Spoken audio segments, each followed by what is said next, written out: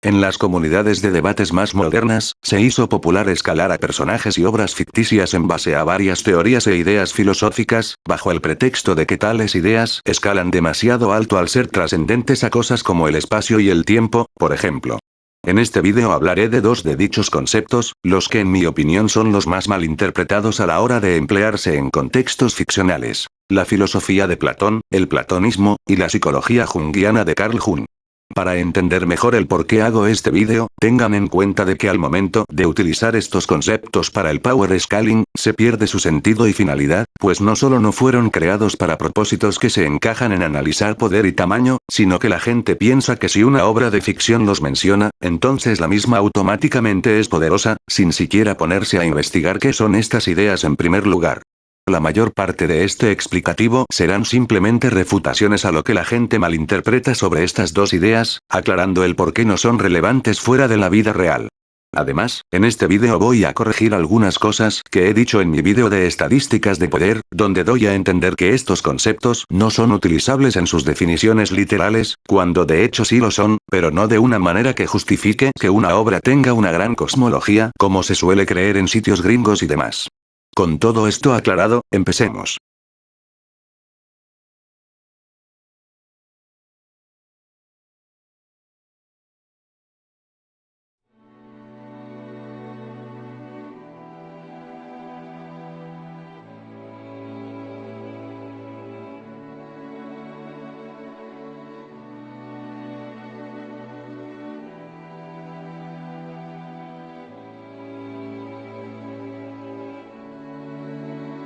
El platonismo, de manera muy resumida, es la visión de que existen objetos abstractos llamados formas, la apariencia o configuración de un objeto en contraposición a la materia de la que está compuesto.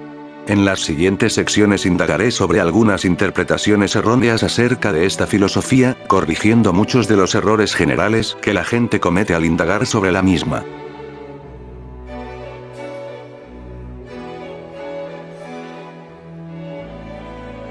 Las formas platónicas se utilizan en las comunidades de power scaling como una forma de argumentar que existen niveles superiores de conceptos por encima de los estándares, a menudo llamados conceptos aristotélicos, en referencia a la metafísica de Aristóteles.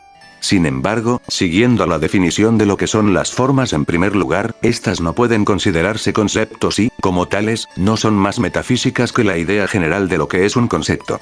Los conceptos son discursivos, mientras las formas platónicas son algo que se ve por intuición intelectual. Los intuyes cuando te desligas de soportes discursivos y sensoriales, por eso en los seres puramente intelectuales se vuelven idénticos a ellos, porque todo intelecto es idéntico a su propio objeto.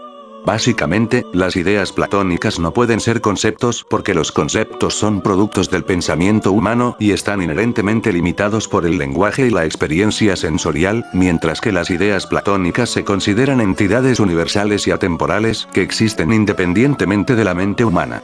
También se consideran perfectas e inmutables, mientras que los conceptos son inherentemente fluidos y sujetos a cambios e interpretaciones individuales. Los conceptos están moldeados por nuestras experiencias, conocimientos y perspectivas personales, mientras que las ideas platónicas se consideran trascendentes y objetivas. Otra diferencia fundamental es que los conceptos humanos son abstractos y dependen del uso del lenguaje para ser expresados y comprendidos. Las ideas platónicas, por otro lado, se consideran esencias puras y por tanto no están limitadas por el lenguaje ni por ninguna otra forma de expresión simbólica. Cuando la gente dice conceptos platónicos, lo que realmente quieren decir son formas platónicas. Esta es una cuestión que tiene que ver con la intelección. La acción de la espontaneidad es en su raíz prediscursiva, en otras palabras, es anterior a los conceptos, que solo operan en el entendimiento, usado aquí en el sentido de facultad de conceptos, pero que también puede abarcar la facultad de juzgar y la razón, que se ocupa de las inferencias.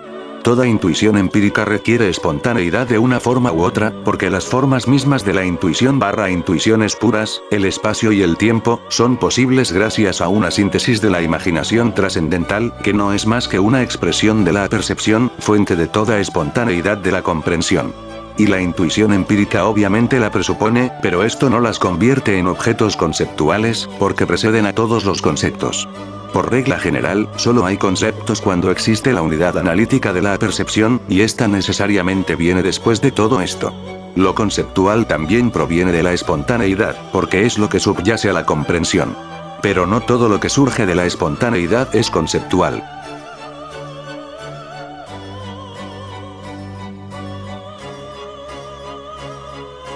Las formas platónicas a menudo se describen como inmutables y causalmente inertes, es decir, ellas no pueden participar en relaciones de causa y efecto con otros objetos. Sin embargo, algunas personas malinterpretan esto y argumentan que ellas son completamente trascendentes sobre el sistema de causalidad, a pesar de que esto solo se refiere a que las formas son objetos abstractos que no pueden existir dentro de una ubicación del espacio y, por lo tanto, no pueden estar involucradas en la relación de causa y efecto con otros objetos, en este caso objetos físicos. Las formas platónicas no son acausales, por el contrario, ellas son causas. En la división neoplatónica son precisamente causas verdaderas, también llamadas causas paradigmáticas, y moldean ontológicamente su propio ser en las cosas, porque son las entidades más reales y, en consecuencia, también son el fundamento ontológico del discurso lógico. El hecho de que las formas sean causalmente inertes es solo otro de los errores estereotipados en relación con la teoría platónica.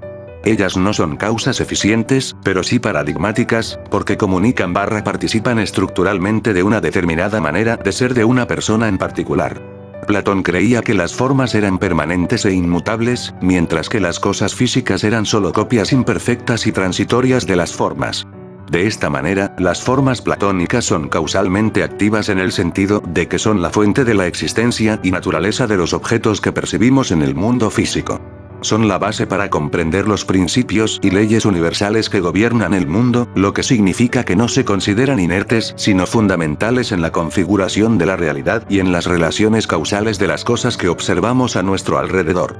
Para Platón, en el Fedro, son lo único que sirven como causas verdaderas, que provienen del demiurgo, el bien. Las causas físicas no son causas en el sentido propio, son solo causas instrumentales.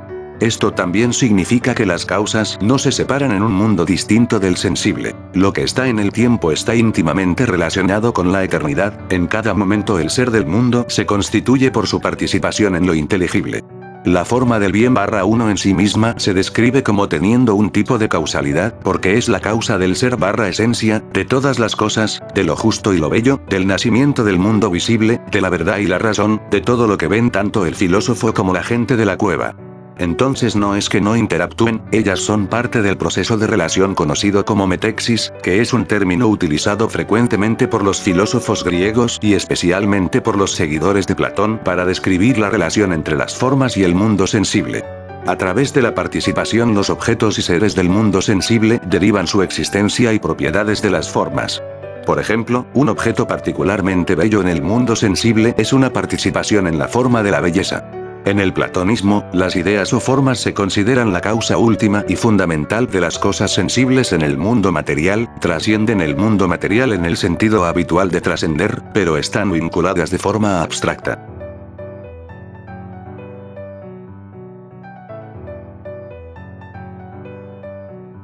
Para entender este tema, tendré que explicar uno de los aspectos más destacados a respecto de las ideas de Platón y de los filósofos griegos en general, que es el finitismo. Platón es aparentemente un finitista en el sentido clásico. Un finitista de este tipo es aquel que argumentaría que en el orden categórico solo podría haber un infinito potencial, mientras que un finitista estricto/ultrafinitista negaría incluso este último. Platón parece un finitista clásico porque en el Filebo equipara todo lo que se puede conocer con lo limitado. Así, incluso el mundo y sus partes solo pueden ser conocidos si manifiestan límite/determinación. Lo que no es limitado, o lo que potencialmente será limitado, no es inteligible. Esto es algo que también comenta Ascárate, al estudiar el Filebo de Platón. En los Diálogos de Platón, volumen 4, el Parménides de Platón, se muestra que los antiguos matemáticos griegos también tendían hacia el finitismo. En el caso de Apeirón, Georg Cantor traduce el término infinito no auténtico en su definición de conjunto de 1883. Al comienzo de Grundlagen se nos dice que el infinito falso denota una cantidad variable, pero siempre finita. Así, uno podría verse tentado a concluir que su definición de Apeirón es sinónimo de la indeterminación que reside en el potencial infinito de los números enteros. Es una aproximación más matemática a esta idea ya platónica. En su carta de Eulenburg fechada el 28 de febrero de 1886, Cantor expone las ideas filosóficas que subyacen a sus distinciones de varias nociones de infinito. Después de repetir esencialmente la definición de Grundlagen de infinito no auténtico, que ahora llama infinito potencial, dice que habla de un infinito potencial siempre que se considera que una cantidad indefinida es capaz de innumerables determinaciones. Las formas platónicas no pueden ser infinitas porque son posteriores al límite e ilimitado. Surgen ya del propio límite que imponen los números eidéticos. Básicamente, el 1 y la diada son los padres de los números y no son números en sí mismos, ya que un número es una cantidad ordenada. Son como los principios abstractos de la identidad pura y la diferencia pura. Las formas en su conjunto surgen ya de la articulación entre el 1 y la diada. La diada aporta la parte cuantitativa, y aquel que la ordena atribuyendo unidad cualitativa a estas cantidades, de tal modo que cada número ideal no es solo una cantidad, sino también una unidad, de la naturaleza del 1. Es como si fuera una procesión hacia la pluralidad que siempre regresa al principio y permanece de la misma naturaleza que el principio, en lugar de perderse en la cantidad infinita. Si algo fuera infinito, para Platón, no tendría inteligibilidad en sí mismo. Todo lo que es conocible / inteligible es finito. Solo con esta limitación son posibles las formas platónicas.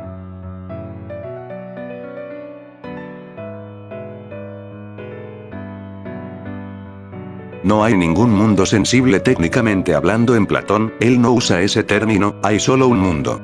Los inteligibles son como si fueran una dimensión extra, de manera análoga a cómo el tiempo es extra a nuestra dimensión del espacio, por ejemplo. Y el mundo sensible es en realidad esa misma realidad inteligible, pero imperfectamente concebida, es un inteligible imperfecto. Por eso Platón utiliza un término similar, ese lugar inteligible. En Platón no existe un mundo de seres separado del nuestro, la contemplación teórica de las formas es la captura de otra dimensión de la misma realidad que presupone lo sensitivo, que técnicamente hablando es justamente esa misma dimensión inteligible pero siendo aprehendida de una manera imperfecta. Así, la experiencia de la belleza, de los cuerpos, etc., que se manifiestan en lo sensible es a la vez una experiencia de los sentidos y una experiencia de la inteligencia pura, la noesis. La dialéctica platónica es básicamente esto, es un logos que se refleja en la realidad, porque cuando el alma no estaba encarnada conocíamos las esencias puras directamente, cuando cae y se encarna solo la dialéctica y la filosofía nos permiten regresar al estado original. Para estas cosas Platón también es idealista. Lo inteligible es lo más real por excelencia en su visión. En Timeo es bien conocida la definición del tiempo como imagen en movimiento de la eternidad. Esto se debe a que la eternidad, como estado de ser de las formas, se refleja en el tiempo, que es la vida infinita del universo en constante movimiento. La relación entre tiempo y eternidad en una lectura de un solo mundo es exactamente la misma que entre las formas mismas y lo sensible. El tiempo es la imagen o el ectipo, mientras que la eternidad es el arquetipo o paradigma. En este sentido, el tiempo debe ser imperfecto y, por tanto, contrario a su paradigma, conlleva cambio permanente e inestabilidad. Así como existe un solo mundo, siendo lo inteligible como una dimensión adicional que presenta algo que es presupuesto por lo sensible, el tiempo es el camino que marca la existencia de las personas sensibles, que están en constante movimiento regular, imperfectos como son pero que reflejan la eternidad y la perfección más allá de ellos. Entonces, debemos tener en cuenta que Platón nunca habla de mundos. Siempre utiliza términos como topos noetos, en la República, y hiperouranion topón, en el Fedro, que significan ese lugar inteligible.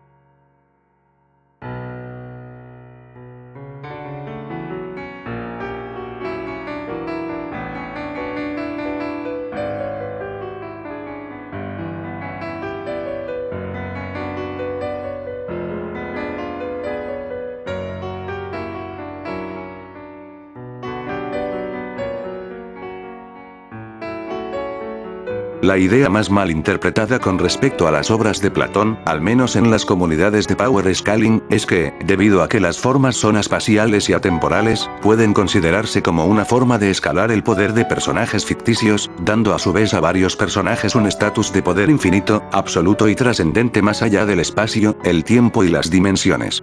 Ignorando el hecho de que ya vimos que las formas no son infinitas, la razón por la que éstas trascienden el espacio y el tiempo es muy diferente a lo que piensan ciertos Power Scalers.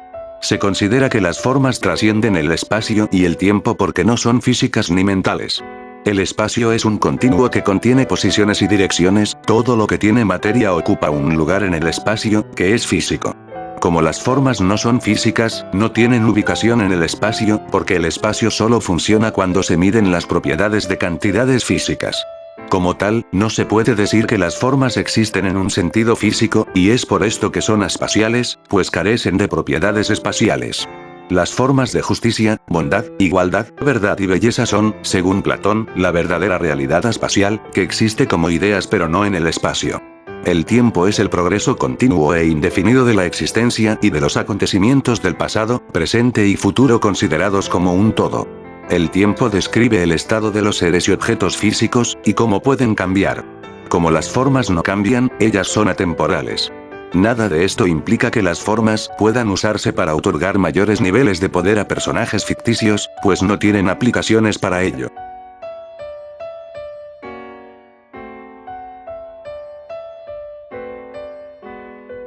Es posible representar las ideas platónicas en la ficción de la manera habitual porque, en primer lugar, incluso es posible concebir un ser platónico que sea acorde con la filosofía de Platón y que es sustancialmente igual a las formas, es decir, la interpretación platónica y neoplatónica del Timeo. Porque en este diálogo el paradigma inteligible que contiene todas las formas es el ser vivo inteligible que se dice que es visto por el demiurgo. Para determinar si el platonismo es utilizable en la ficción, utilizaré un breve enfoque presente en DC Comics. Batman refiriéndose a los nuevos dioses como ideas vivas de un mundo arquetípico platónico no es del todo una tontería. Obviamente tampoco es del todo exacto, después de todo, esto es ficción. Resulta que los nuevos dioses son una alusión al demiurgo platónico, quien es el ser divino responsable de la creación del mundo físico. Él da forma a la materia a partir de ideas o formas eternas y perfectas que dan lugar a una realidad material imperfecta, y esta creación es un intento de imitar el mundo de las formas. Los nuevos dioses también son seres encargados de crear un nuevo mundo, conocido como el Cuarto Mundo. Surgieron después de una guerra cósmica entre los viejos dioses y los dioses nórdicos en la que un ser primordial llamado Crona busca conocer el verdadero origen del universo. Esta batalla resultó en la división del cosmos en dos realidades principales: Apocalipsis, gobernada por Darkseid, y Nueva Génesis, liderada por Isaiah, conocido como el Padre Celestial.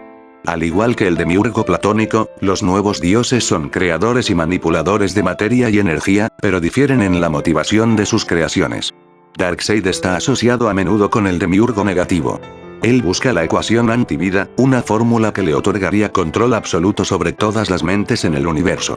Esta búsqueda puede interpretarse como su intento de subyugar la libertad y la individualidad restringiendo a los seres a su voluntad. De esta manera, sería un tirano, al que Platón se refiere como tiranos, el término griego más común y genérico para referirse a un tirano. Nueva Génesis, liderada por Isaiah, representa el lado opuesto. El Padre Celestial busca la armonía y la búsqueda del verdadero propósito y significado del universo, busca elevar a los seres y promover la paz y la sabiduría. Entonces, él sería el rey filósofo, presente solo en la filosofía platónica. Para resumir, el platonismo nunca se utiliza como indicación de poder en la ficción, sino para hacer alusiones y referencias. Usando nuevamente a DC como ejemplo, Grant Morrison ve a Metron como un ser platónico. Evidentemente, esto solo se refiere a su posición como mensajero, que solo intuya cómo es visto como la forma ideal de mensajero. Esta analogía también se utiliza de otras maneras, pero alegóricamente. Un ejemplo sería el amor platónico, que es la visión ideal de lo que debería ser el amor, según Platón. Se aplica a cualquier cosa presente en el mundo sensible, por ejemplo, la forma ideal de un arco, o la forma ideal de una parte humana. Todo es reducible al estado material que imita la naturaleza de las formas, que son trascendentes precisamente porque son las visiones perfectas de lo que representan.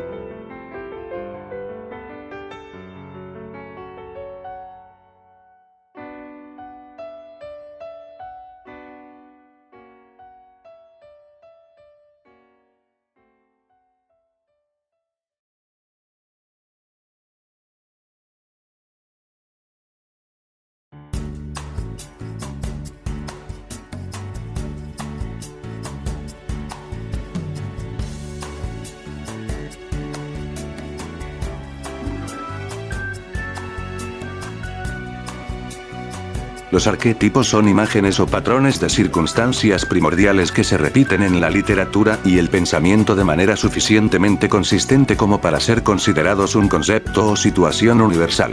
El término fue adoptado y popularizado por críticos literarios a partir de los escritos del psicólogo Carl Jung, quien formuló una teoría del inconsciente colectivo, que contiene arquetipos de la estructura interna del cerebro. Al igual que Platón, esta teoría es malinterpretada en el ámbito del power scaling, por lo que me centraré también en corregir sus interpretaciones equivocadas.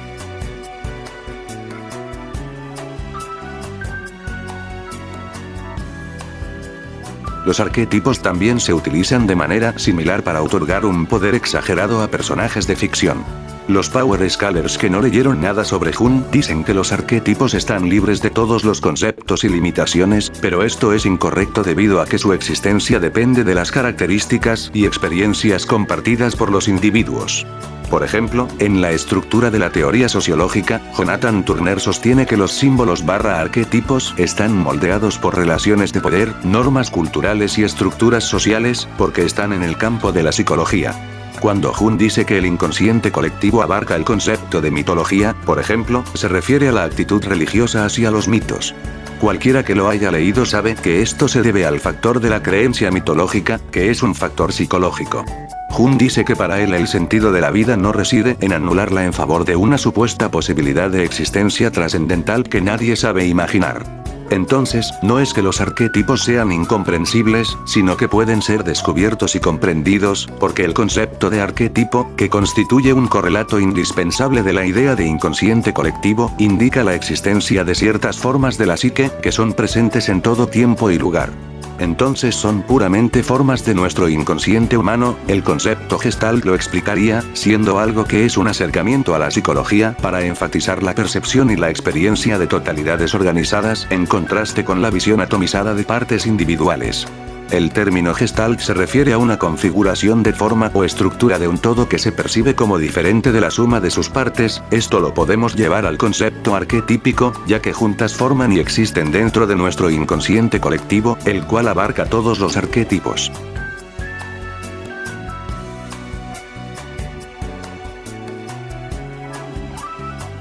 Algunos podrían decir que el inconsciente colectivo abarca y trasciende todos los enunciados metafísicos, mitológicos y filosóficos, según esta frase de Jung.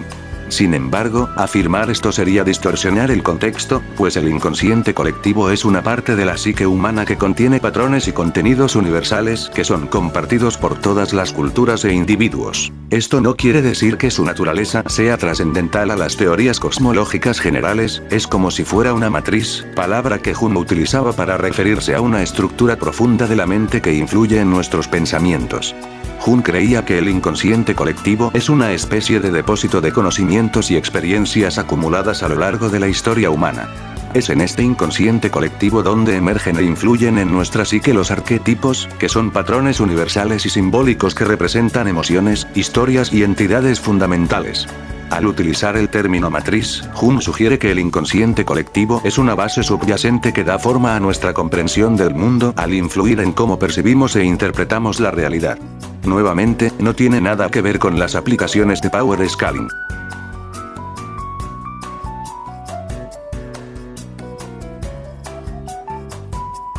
Muy similar al platonismo, se argumenta que los arquetipos son conceptos trascendentales más allá de todas las definiciones de espacio, tiempo, dimensiones, números, etc., algo que también se utiliza para otorgar poderes o tamaño exagerados a prácticamente cualquier personaje ficticio o cosmología que trabaje con el inconsciente colectivo. Esto, nuevamente, también es malinterpretado por personas con sesgo de confirmación que no leyeron los materiales de Jung, o simplemente no investigaron lo que él quiere decir acerca de que la psique está más allá del espacio-tiempo. El contexto para esto está distorsionado, pues no se trata de trascender el tiempo y el espacio de manera sustancial, sino más bien de no caer dentro de estos términos, así como algo que no existe también está, obviamente, más allá de todas las medidas de espacio y tiempo. Esto se debe a que el inconsciente colectivo no tiene la misma temporalidad que las medidas espacio-temporales del universo, tampoco ocupa lugar en el espacio, tanto es así que contenidos que son del futuro pueden moverse y aparecernos en el presente. Debido a que el inconsciente colectivo no está ligado a la temporalidad, los arquetipos pueden funcionar como patrones universales de maneras básicamente no cíclicas. Jung explica mejor lo que quiere decir con que la psique está más allá del espacio-tiempo en esta entrevista.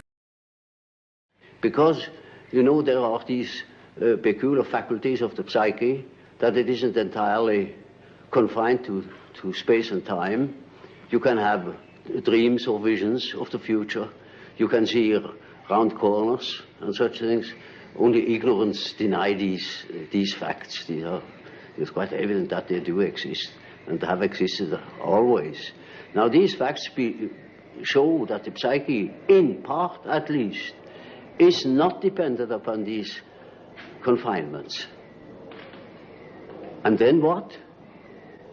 When the psyche is not under that obligation to live in time and space alone, and obviously it doesn't, then to that extent the psyche is not submitted to those laws.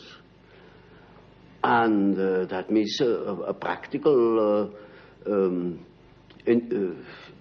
continuation of life, of a sort of psychical existence beyond time and space. Como complemento, pueden consultar el videojuego Persona 4 Golden, que también explica qué quiere decir Jung con el inconsciente, estar más allá del espacio-tiempo. Además, honestamente, nada de esto debería implicar una medida fija de poder si se toma literalmente. El espacio-tiempo es relativo, esta es la noción que atribuye Einstein en su teoría. Cuando dices que algo trasciende el espacio-tiempo, puedes asignarle prácticamente cualquier significado. Veamos algunos ejemplos. Los agujeros negros trascienden el espacio-tiempo, porque pueden crear deformaciones en él gracias a su campo gravitacional. Una máquina del tiempo trasciende el espacio-tiempo, ya que no se limita a un punto en el tiempo, pues se va a otro punto del mismo. Las almas trascienden el espacio-tiempo, porque éste necesariamente interactúa en parámetros físicos, mientras que las almas son sustancias metafísicas que no pueden ser escaladas por masa, volumen, magnitud, etc. Es debido a que la psique es metafísica que ésta no se limita al espacio-tiempo, siendo considerada adimensional, porque no se pueden escalar ideas con conceptos físicos. Por último, pero no menos importante, algunas personas también pueden utilizar estas citas para respaldar sus ideas. Acerca de estas citas de que los arquetipos están más allá de las categorías de números, espacio y tiempo, siendo consideradas inmutables, esto proviene de cartas intercambiadas entre Jung y Freud, y no forma parte del material oficial de la psicología junguiana. Como no está declarado y mucho menos trabajado en su filosofía publicada, es algo que no se puede usar, y obviamente ningún autor de ficción utilizará los arquetipos con esto en mente. El mejor argumento contra quien quiera utilizar esto para subirle el poder a un verso, es que para un concepto relativo con concepciones más comprensivas o retractadas, el autor debe especificar y elaborar cómo funcionan en su obra. Un determinado verso que tiene un multiverso no contextualizado no pasa a ser un multiverso de tipo superior solo porque la idea de multiverso engloba esto, por ejemplo. También está el hecho de que esas citas pueden caer en lo que significa más allá del espacio-tiempo en la psicología de Jung, y por ende son completamente irrelevantes para escalar poder.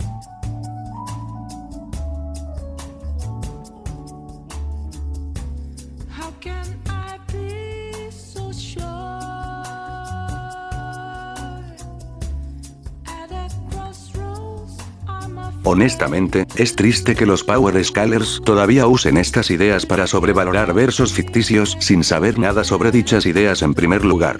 Si bien un autor competente puede usarlas con precisión en su trabajo, esto prácticamente significará que no las está usando para implementar de alguna manera un orden superior de infinitos ni nada parecido en su cosmología. El platonismo y la psicología junguiana pueden encajar bastante bien en una cosmología ficticia estándar, un universo con 4 dimensiones, porque no pretenden describir el tamaño de nada, su propósito es mucho más profundo y complejo que alguna teoría del multiverso, dimensiones superiores, teoría de los conjuntos, etc. Ellas son abstractas y se utilizan para buscar conocimiento sobre verdades universales a través de la intuición intelectual, o para encontrar tu yo real a través de reflexiones sobre las partes conscientes e inconscientes de tu mente.